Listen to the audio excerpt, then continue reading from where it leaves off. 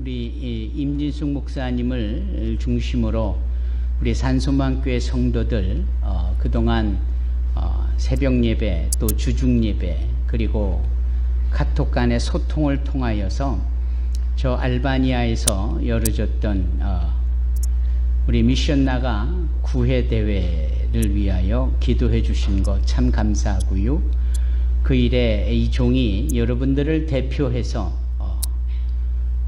참여하고 돌아왔습니다. 예전 같으면 많은 분들을 함께 가시자고 종용도 하고 권면도 해서 한 델리게이트 그룹을 만들어서 제가 일부러라도 모셔가고자 했지만 교회 변화를 앞두고 있고 또 하나는 경제적으로 모두가 다 너무나도 힘든 상황인 것도 고려했고 그리고 간 그곳이 어려울 수도 있는 부분이겠다 여러 생각이 들었습니다. 그래서 저만 대표해서 갔다 온 것이고요.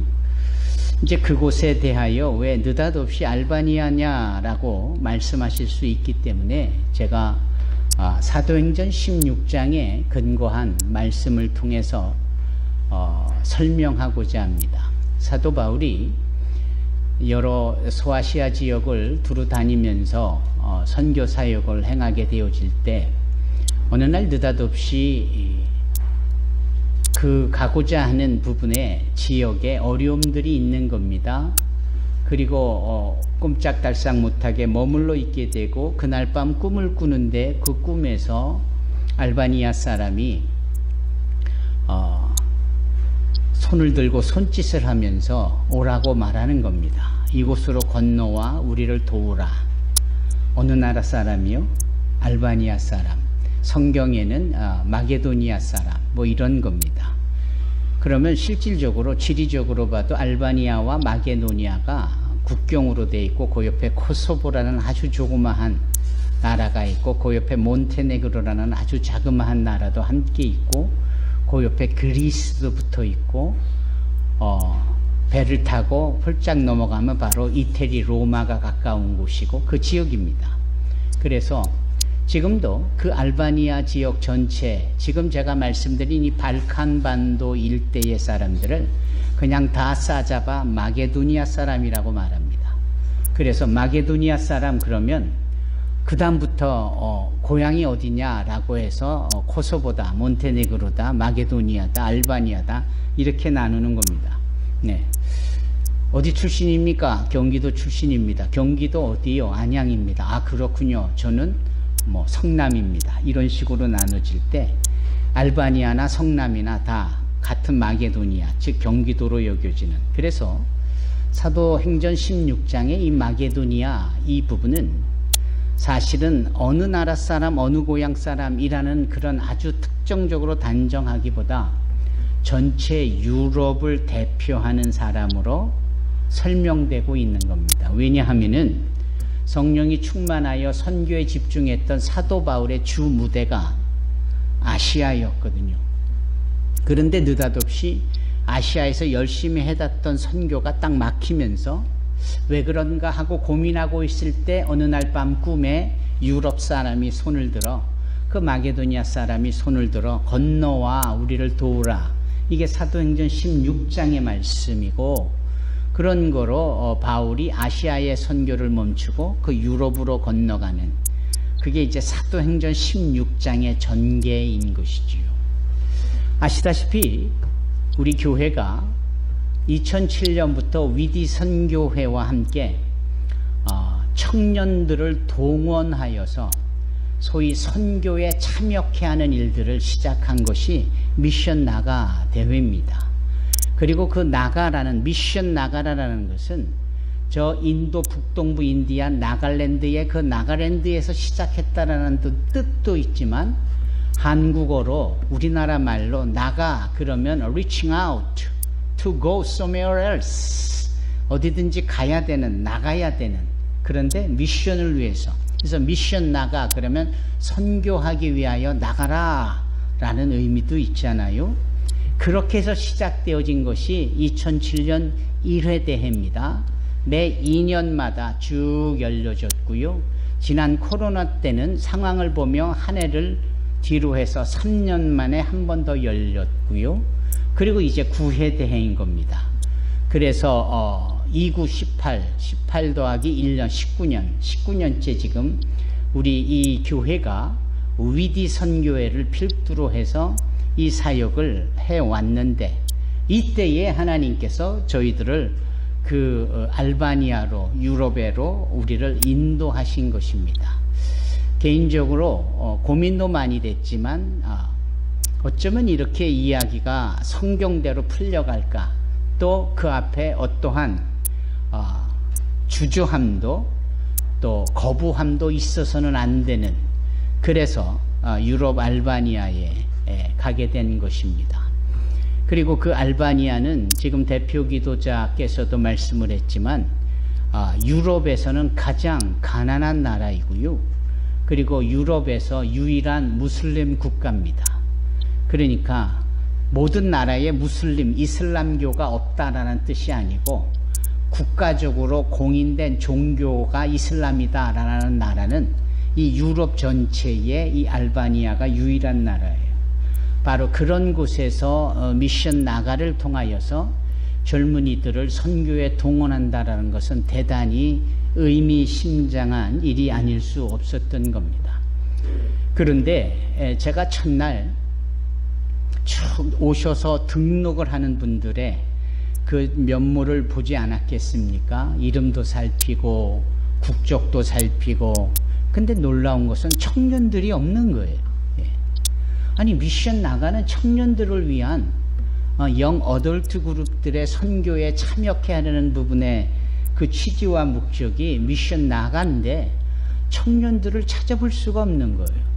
한 8명당 9명당 1명꼴. 청년이 전혀 없는 것은 아니지만 전체적으로 한 20%가 청년이고 나머지 80%는 늙으나막한 뭐 그런 분들, 그런 거예요. 그런데 성령께서 저에게 주시는 감동이 있었습니다. 그게 뭐냐면, 나이로 보면, 육체적 나이로 보면 어른들, 기성세대, 늙은이들이 맞는데, 영적인 나이, 믿음의 나이로 보면 이제 막 예수 믿기 시작한 자들, 이제 막 영적으로는 젊은이들인 거예요. 그래서 제가 좀 더 살펴봤더니 세상에 이분들이 소위 MBB들입니다. MBB라는 말을 들어보시지 못했죠. 이혜리 선교사님은 아시겠죠. MBB라는 것은 무슬림 백그라운드 빌리버입니다. 그러니까는 모슬렘 교도들이었어요. 이슬람을 믿는 무슬림 사람들이었는데 이들이 예수님을 만나고 예수님을 믿고 예수님을 따르는 제자들이 된 자들이 MBB입니다. 근데 여기 모인 사람들이 다 MBB인 거예요. 그래서 나이 많아 보이는데도 이제 막 예수 믿고 예수를 더 알려고 신학대학교를 다니고 또 선교사가 되어져서 필드에 나가서 선교 사역을 하고 있고 그런 자들인 거예요. 그러니까 영적인 세대 나이로 보면 젊은이들이 맞는 거예요. 우리의 생각을 뛰어넘으며 우리가 제안한 것보다도 훨씬 앞서간 다른 형태로 역사하시는 그 주님의 일들을 눈으로 보게 된 겁니다. 참 감사한 것은 제가 어제 아침에 도착을 해서 계속 하루 종일 또 다른 일을 하다 보니까 그곳에서 나름대로 캐치하고 찍어왔던 사진이나 동영상이나 이걸 제가 편집할 시간이 없어서 오늘 보여드리지는 못하고 아마 다음 주에는 제가 보여드릴 수 있을 텐데 거기에 보면은 이렇게 코흘리게 어린이들이 또 많이 온 거예요. 유모차를 타고. 그리고 여기서 막 강의하는데 그 강의실 저쪽 한편에 그들만의 공간을 따로 열어놓고 막 이리 뛰고 저리 뛰고 막 소리 지르고 울고 그러는데도 울면 울어라 전혀 눈 하나 깜짝 안 하고 이 어른들은 강의에 집중하는데 감동을 받았어요. 그리고 저는 나름대로 우리 산소망교에서 온가족 예배를 드리면서 어린이들의 부산한 모습 속에 집중력이 깨져가지고 저 스스로 시험 들 때도 많았는데, 나름 그런 곳에 이렇게 굳은 살이 배기듯이 나름대로 이렇게 맷집이 생기다 보니까 그런 분위기가 전혀 어색하지가 않고 아주 친근한 거예요. 너무 좋은 거예요. 한 사람 한 사람을 만나서 인터뷰를 했습니다. 아니, 이슬람 국가에서 어떻게 무슬림 배경으로 살아가면서 어떻게 그렇게 예수님을 믿을 수 있었느냐. 거의 대부분이 말입니다, 꿈을 통해서 예수님을 만난 거예요. 어느 날 꿈에 예수님께서 나타나셔서 너는 나를 따라야 한다 하고, 그런데 그 꿈을 아내도 똑같이 꾸고 그 꿈을 자녀들도 똑같이 꾸고, 그래서 꿈을 꾸고 난 아침에 동그랗게 앉아서 밥을 먹는 시간에 어젯밤 꾼 꿈에 난 이런 꿈이 있었어. 근데 그 꿈이 하나도 다르지 않게 가족들 사이에 동일하게 그 꿈을 꿈으로 이들이 더 이상 할 말을 잃고 그 다음부터 예수를 찾아 예수를 믿기 시작한 겁니다. 여러분, 그런데 어쩌다가 한 가정이 그렇게 꿈을 꿔서 특이한 경험을 통하여 예수께 나왔다라고 말할 수 있어도, 어떻게 거기에 모인 135명 정도의 대부분의 사람들이 다 똑같이 그렇게 꿈을 통하여 주님을 만났다라고 말하는지 좀 깜짝 놀란 거예요. 그러니까 한국 사회처럼 이렇게 모여서 또는 복음 방송을 통하여, 주변의 교회를 통하여, 전철에서 만난 전도자를 통하여 어찌됐든지 복음을 전해 듣고 어떤 계기로 인하여서 교회에 나오는 일들이 얼마든지 있을 수 있지만, 그런 상황이 못 되는 이슬람 국가에서 소위 자고 일어났는데 그 꿈에서 주님을 만났고, 그렇죠? 그 주님을 만났을 때 어느 한 가정에 자기 혼자 그 꿈을 꾼 게 아니라 가족 전체가 동일한 내용의 똑같은 꿈을 서로 꾸었다. 그리고 아침에 나눴는데 놀랍게도 꿈이 똑같다. 예수 안 믿으면 안 될 만큼 놀라운 경험인 거죠. 거기 모인 135명이 다 동일한 꿈을 꿨다라는 것은 아닙니다. 서로 다른 꿈인데 예수님을 다르게 만난 경우예요. 공통점은 꿈을 통하여서 주님을 만났다라는 것이죠. 어쩌면 사도 바울이 꿈을 통하여 마게도니아 사람, 알바니아 사람의 부름을 받아 그곳에 유럽으로 건너가 복음을 전했던 그러한 일들에 오늘날 있어질 이 꿈을 통하여 사람을 부르시는, 영혼을 구원케 하시는 그런 하나님의 특이하고도 놀라운 방법이 여전히 유효하다는 것이 참 놀라운 일입니다. 저는 새벽에, 그곳 시간으로 새벽에 여기하고는 7시간 차이가 나니까 아마 지금이 그 11시 26분인데 거기 시간으로 치면은 한 4시 한 26분, 3시 26분 정도가 그곳 시간인데요. 그곳에 이 해변가에 우뚝 서 있었습니다. 그리고 그곳에서 소위 사도 바울의 심정이 되어져서 묵상을 했습니다. 그 파도가 몰아치는데 저 바다 너머에 로마가 보일 듯해요. 그곳을 더 넘어가면 서바나, 스페인이 있을 것이 분명한데 아직 그곳을 가보지는 않았지만 복음을 들고 그곳에 가겠다라고 감동했던 그 사도 바울의 그 2000년 전의 심정을 거의 비슷하게 느끼는 것 같아서 개인적으로 얼마나 감동이요 감화였는지 모릅니다. 로마서 15장 19절에 따르면 사도 바울이 일루리쿰에 가서 하나님의 복음을 편만히 전했다, 그렇게 말씀합니다. 여기서 말하는 일루리쿰이라는 성경적 발음이 일루리곤, 그 일루리곤이라고 번역된 한글 성경의 일루리곤이 지금의 알바니아요, 제가 다녀왔던 그 드레스라는 지역이요, 그 해변가에 서서 기록한 것이 사도 바울의 심정입니다.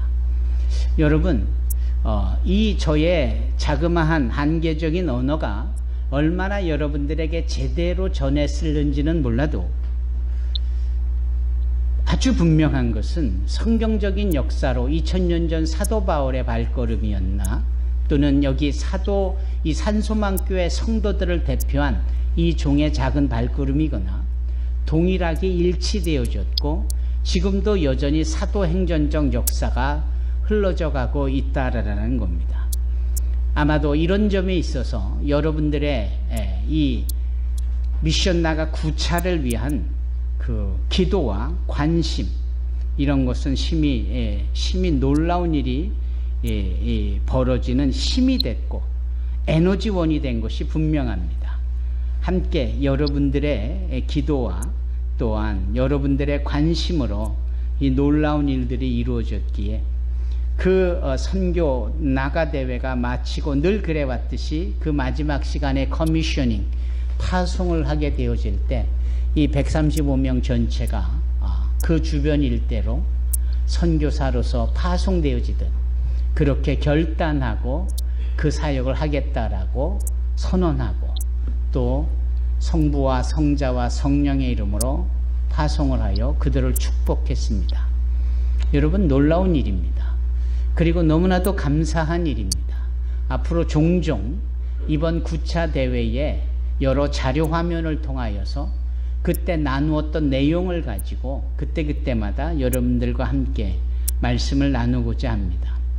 여러분, 이것이 바로 오늘 본문의 말씀에 이 등장하는 사도행전 14장의 이 바울의 고백인 거예요. 여기 보면은 그들이 바울과 바나바가 뭐라고 말했느냐 하면 하나님께서 자기들과 함께 행하신 일, 두 번째 이방인들에게 믿음의 문을 열어주신 것, 이것을 교회 앞에 보고했다. 이것이 오늘 본문의 말씀입니다. 여기 바울과 바나바는 자기네들이 뭘 어떻게 했는지, 자기네들이 이렇게 고생을 했고 이렇게 힘들었었고 이런 얘기 없습니다. 달랑 한 가지 뭡니까?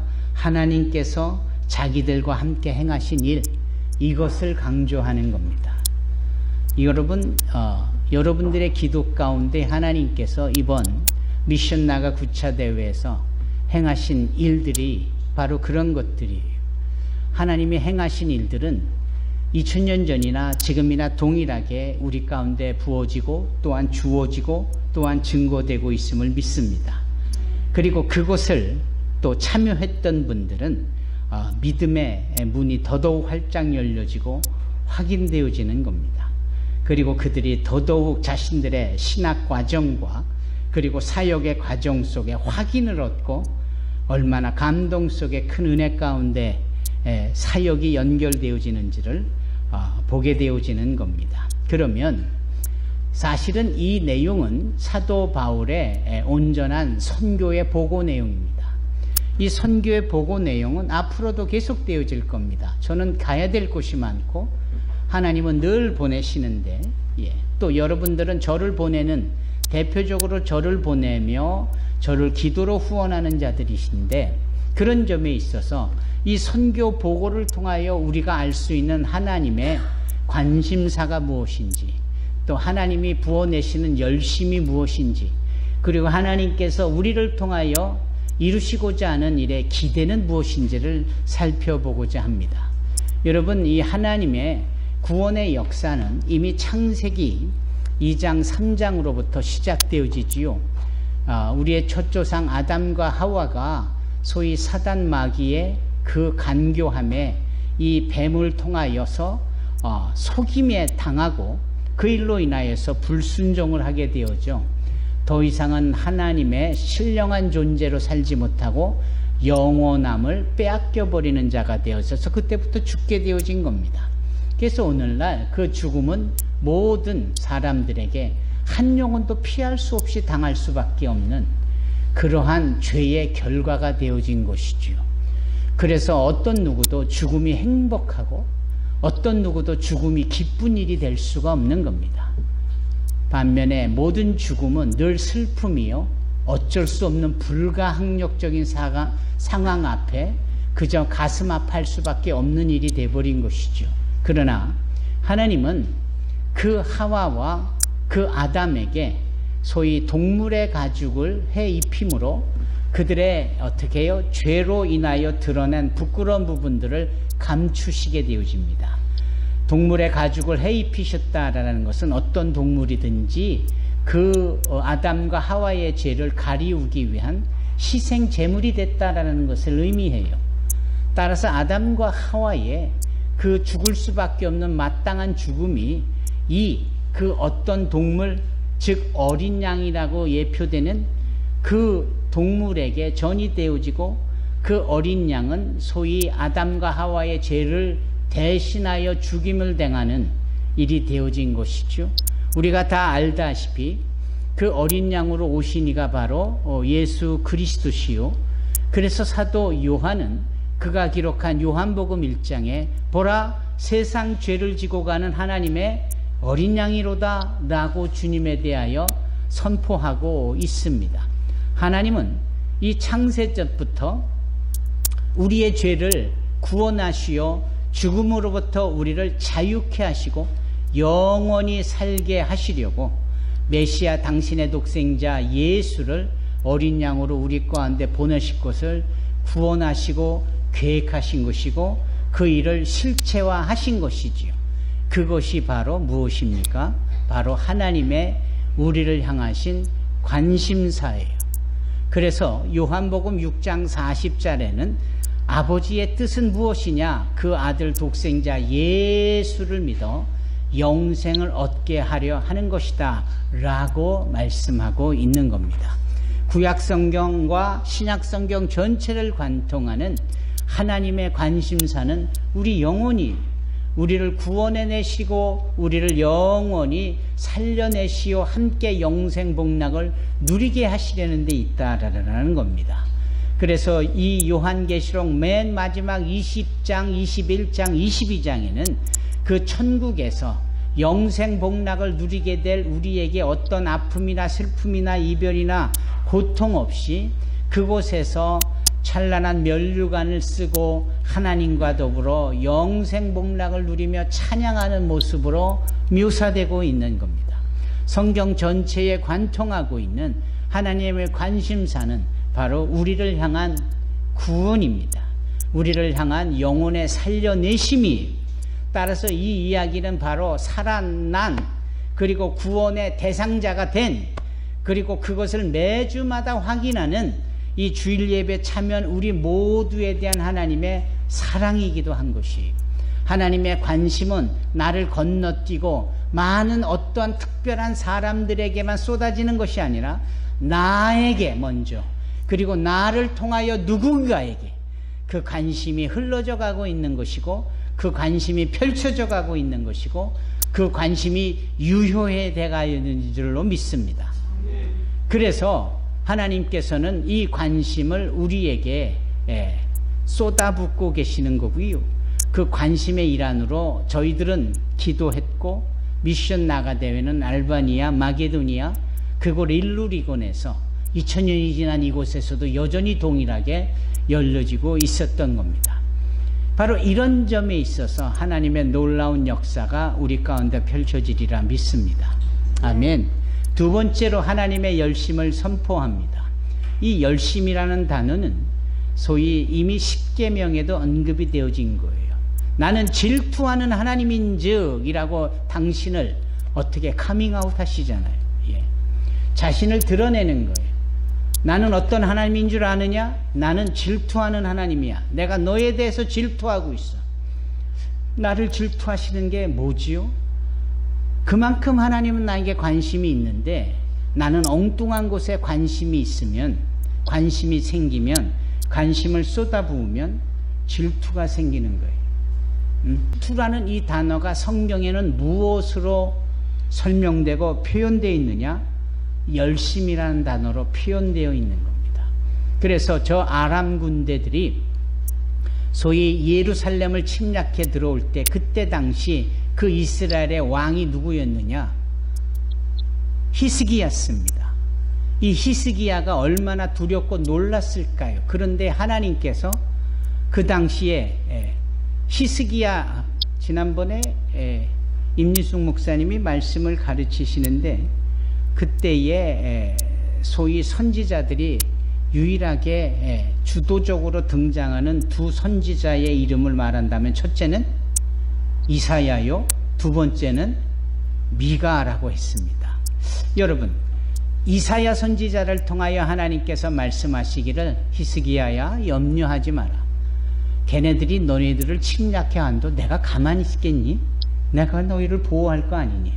그래서 올 가을에도 너희들은 추수를 많이 할 거고 배불리 먹을 거야. 내년에도 똑같을 거고 후년에도 똑같을 거야.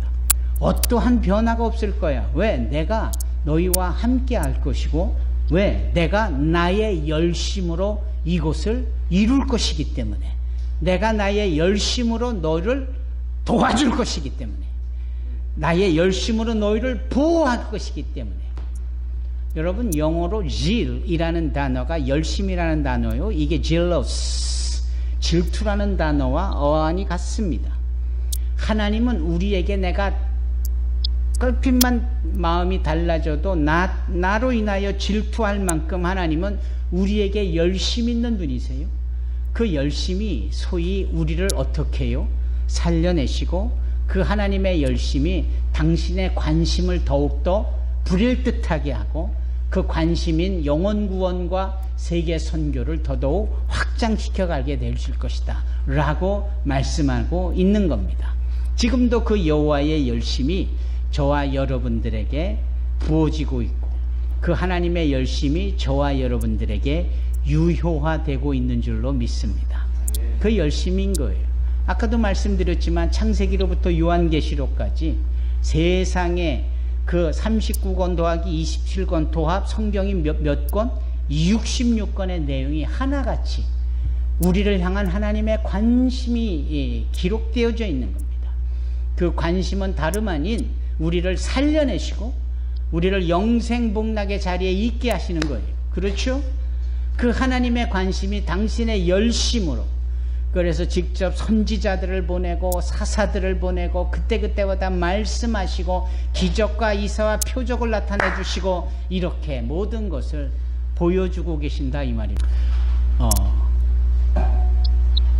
그 하나님 여호와의 열심이 이것을 이루실 것이에요. 가만 보면 이 구약 성경과 신약 성경 사이에 신구약 중간기도 있지만, 이 신구약 중간기 400년 동안도 하나님은 일하셨어요. 그분의 열심으로 일하셨어요. 그래서 곳곳에 길을 여셨고, 곳곳에 도로와 또 항로와 그리고 많은 사람들이 오갈 수 있도록 그 길을 활짝 열어주신 것이 이 신구약 중간기 400년 동안 하나님께서 행한 일이신 거예요. 아마 이런 점에 있어서 그분의 열심은 지금도 계속되어집니다. 지금도 저와 여러분들의 삶에 아주 선교에 대한 도전과 감동과 또 그 일에 마음을 쏟게 하시는 것도 하나님의 열심인 거예요. 여러분, 언젠가 몇 주 전에 제 기억으로 제 입에서 한 말이니까 제가 이런 말을 했습니다. 성경이, 제가 이태봉 권사에게 하신 말씀이구나. 성경이 읽어지는 것은, 성경이 읽어질 때 감동이 되는 것은, 성경이 읽어지는데 진지하게 우리가 집중이 되어지는 것은 내가 그만큼 곤고한 입장에 있기 때문이다. 내가 뭔가 중요한 일을 진행하고 있어서 긴장감 가운데 있거나, 자식들이 정말 내 속을 새기고 있거나, 그래서 나는 다 좋은 것 같아도 실제로 보면 이곳 저곳에 문제가 있고, 남편과 아내 사이에 갈등이 존재하고, 내 손으로 행하는 일에 좋은 일, 많은 일들이 결과물로 나타내지기보단 실패의 연속이고 뭔가 더디가는 것 같고, 뭔가 이런 조급함과 마음의 불안함과 소위 이 모든 것을 한마디로 말하면 내 심령이 가난해질 때 이 성경이 읽혀지는 겁니다. 내 마음에 심령에 가난함이 없으면 이 성경 말씀이 남의 이야기인 듯하고 나와 상관이 없는 이야기인 것 같아요. 도대체 내가 몇천 년 전 저 이스라엘의 이야기를 왜 읽고 있는지 회의감이 들기까지 한다니까요. 들어본 적 있으시죠? 그거마저 들어본 적이 없으면 성경조차도 읽어보지 않으셨기 때문에 그런 겁니다. 반대로 성경을 읽으라고 해서 읽는데 어쩌면 이 말씀이 곧 나에게 하시는 말씀 같아. 그만큼 여러분들은 곤고한 상황이 있는 거예요. 내가 실패의 이 언저리에서 또는 살얼음판의 길을 걸을 때 어떠한 일이 닥칠지 진지하게 긴장이 되고 어려움의 연속이 있는 이 마음이 될 때, 그 성경 말씀이 나에게 위로가 되고 나에게 격려가 되고 나에게 하시는 말씀이라 결국은 내가 지금 이 마음에 확 억눌려져 있던 이 상황 같아 보이는 이게 도리어 주님의 말씀을 붙잡게 된 계기가 되고 말씀 속에서 생명의 능력을 끌어내고 얻어내고 쭉 빨아낼 수 있는 하가라는 단어가 묵상이라는 단어예요. 그렇잖아요. 얼마나 맛있는지 그냥 뼈까지 쪽쪽 입에 빨고 족발 먹을 때 그렇게 드시잖아요. 그게 하가예요. 그 뼛속에 있는 골수까지도 입에다 대고 이게 하가라는 단어로 성경에 묵상이라고 다윗이 여러 번 반복한 거거든요. 맛있을 때 그 하가가 되는 거지 맛도 없는데 그걸 쪽쪽 빨아대겠느냐고요. 그럼 원래 맛이 없느냐? 아니고 특별히 시장기가 느껴지고 정말 배고프고 그것이 먹고 싶을 때에 그것이 먹어질 때 그게 맛있는 것처럼 여러분들의 심령이 고난하고 뜻대로 되지 않고 오랫동안 어려움의 연속이 있고 나는 전혀 문제가 없었지만 내 주변의 가족들, 자녀들, 남편들, 아내들 여러 상황들이 나를 그런 상황으로 몰아갈 때 그 말씀이 나에게 주신 말씀이요 나에게 읽혀지는 것이 느껴지거든요. 이런 겁니다. 하나님의 열심은 저와 여러분들에게 지금 내 코가 석자인데 선교 알바니아 그게 뭐 나하고 무슨 상관이 아니라 하나님이 여러분들의 심령을 가난하게 하고 고단하게 함으로 결국은 지금의 현실의 어려움들이 선교라는 것으로 관심사와 더불어 그것을 열심이라는 코드로 일치시켜가는 하나님의 역사로 이어지는 겁니다. 여러분 이런 것들이 겪어지는 것이 은혜인 거예요. 그래서 고난받은 것이 내게 유익, 은혜다라고 사도 다윗 왕이 말하잖아요. 그러면서 내가 주의 율례, 하나님의 말씀의 뜻을 알았다. 여기서 알았다라는 것, 그건 말씀을 통하여 내가 어떻게 해요? 위로를 얻고 이 말씀을 통하여 내가 어떻게 해결책을 얻게 되어지더라 라는 겁니다. 사랑하는 성도 여러분, 이게 하나님의 열심인 거예요. 죽어라고 기도만 하는 분 계세요. 그렇게 하지 마세요. 기도는 하나님의 열심으로 우리에게 촉발이 되어져서 그 하나님의 주신 관심사를 결국은 종국을 이어가게 하는 것인데 기도를 하면 할수록 어떻게 기도 뒤에 숨어요. 그러니까 나는 기도하고 있으니까 뭘 하고 아무것도 안 하는 거예요. 그게 기도 뒤에 숨는 아주 비겁하고 아주 말로는 그럴싸하지만 일체 행함이 없는 죽은 믿음을 가진 자들하고 똑같은 거예요. 세상에 어느 목사가 기도 열심히 하는 자에게 기도하지 말라고 말합니까? 제가 드리는 말씀을 그렇게 오해하시면 안 돼요. 기도는 하되 굵고 짧게, 기도를 하되 강렬하게, 분명하게, 그리고 나서 기도한 이후에 용기 있게 돌파하고 주님이 주신 지혜로 저지르듯이 일을 해나가는 겁니다. 이게 우리에게 필요한 거예요. 이게 우리 교회 규모와 수준으로 저 유럽에서 그렇게 큰 대회를 준비하고 진행할 수 있었겠습니까? 그냥 비근한 내로 현실적으로 돈이 얼마나 들겠습니까? 3만 불 이상 들어요. 우리 교회가 이번 대회에 행하였던 그 재정적 지원은 바자회 120만 원이 답니다. 그러나 우리는 기도했고 우리는 하나님께서 행하실 일들에 대한 분명한 확신이 있었던 거예요. 그래서 기도하고 시작한 겁니다. 마이너스 된 거 하나도 없었어요. 3만 불이 다 채워졌고 참여한 분들이 너무나도 행복하고 천국 잔치처럼. 여러분, 제가 드리고 싶은 말씀은 그런 겁니다. 이제 교회에 대한 변화도 기도할 만큼 했어요. 이제는 시도하는 겁니다. 예. 이 말씀을 되돌려 말하면 여러분 개인이 어떤 문제를 놓고 기도하고 있다. 이제 그만 기도하셔도 돼요. 정말 기도했다면. 만약에 기도하지 않으면서도 입버릇처럼 그냥 할 말이 없으니까 변명처럼 기도하고 있다라고 한다면 더 기도하세요. 근데 정말 기도하고 있었다면 이제 그만 기도하고 저지르듯이 예수의 이름으로 시도하세요. 돌파하세요. 우리에겐 그게 필요한 거예요.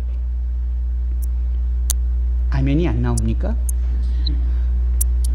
여러분, 하나님의 열심이 기도하고 용기 있게 실천해 나가는 우리를 통하여 그 열심의 열매와 결실이 나타나게 되는 줄로 믿습니다. 아멘. 하나님의 열심이 저와 여러분들에게 이 시간에 물붓듯이 부어지고 있음을 믿습니다. 그러면 하나님의 관심을 알았고 하나님의 열심을 알았어요. 세 번째로 선포되어질 하나님의 기대는 무엇인가?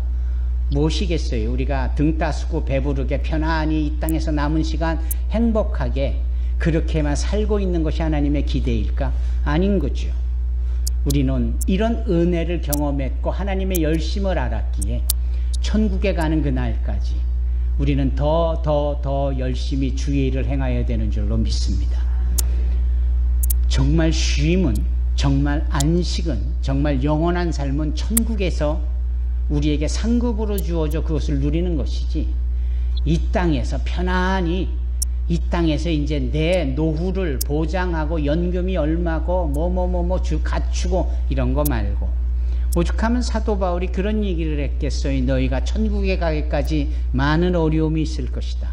그 어려움이 하나님의 열심을 끌어당기는, 촉발시키는 일이 되어질 것이고, 하나님이 우리로 인하여 일하시는 가운데 그분의 기대가 우리 가운데 펼쳐지리라 믿습니다. 그러므로 너희는 가서 모든 민족으로 제자를 삼아 아버지와 아들과 성령의 이름으로 세례를 주고 내가 분부한 모든 것을 가르쳐 지키게 하라. 아멘. 이게 하나님의 우리를 향한 기대예요. 그럴 때 세상 끝날까지 내가 너희와 함께하리라. 마태복음 28장 대위임령이죠. 그러므로 너희는 온 천하에 다니며 복음을 전파하라. 마가복음 16장의 대위임령이지요. 누가복음 24장의 대위임령은 무엇입니까? 그러므로 너희는 세상에 가서 내가 예루살렘에서 고난을 당하고 죽고 난 후에 사흘 만에 부활할 것에 대하여 세상 모든 영혼들에게 선포하라. 이게 누가복음 24장의 대위임령이에요. 요한복음의 대위임령은 무엇입니까? 요한복음 20장 21절 아버지가 나를 보내신 것처럼 나도 너희를 보내노라. 사랑하는 성도 여러분, 성령이 우리에게 임하실 때 우리에게 권능이 임하는 줄로 믿습니다. 그 권능이 예루살렘, 온 유대, 사마리아 땅끝까지 이르러 하나님의 증인이 되어지는 거룩한 일들로 이어지게 되어지리라 믿습니다. 교회의 변화는 이제 하나님의 몫이에요. 예. 이제 운영위원들하고 제가 충분히 많이 더 나누면서 구체화할 것이고, 그리고 하나님은 우리 교회에 놀라운 변화의 역사를 이루실 거예요. 하나님의 일은 하나님이 우리에게 맡겨진 그분의 기대, 영혼구령을 위한 하나님의 열심과 도구로 그분의 기대에 따라 대임령을 위하여 더욱더 열심히 선교하는 교회요, 선교하는 성도들이 되기를 주님의 이름으로 축원합니다. 아멘. 할렐루야. 1층에 계신 분 손들어서 화답하십시다. 아멘. 네. 할렐루야. 감사합니다. 기도하겠습니다.